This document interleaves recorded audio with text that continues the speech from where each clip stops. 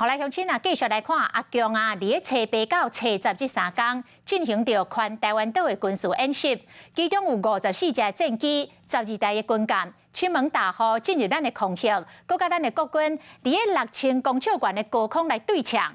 对方是呛咱的国军，有种开火，不然挨揍，就是讲有救效就来开战，无就等红幕，是有够臭样。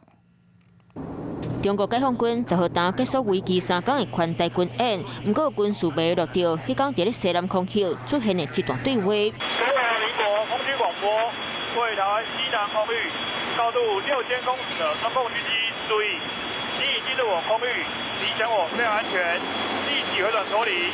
有种开火攻雷拉中。若是无清楚，搁听一摆。有种开火攻雷拉中。有种开火攻雷拉中。有种开火攻雷拉中。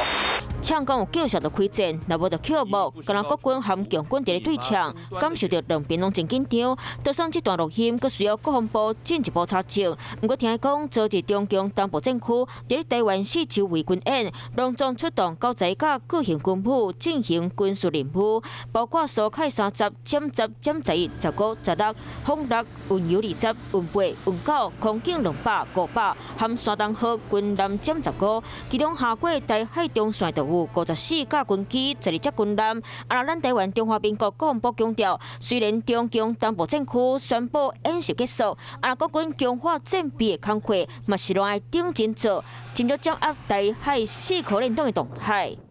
有事没事赶紧转开华视，还没有订阅华视的 YouTube 频道吗？赶紧按赞、订阅、开启小铃铛，我们华视 YouTube 见。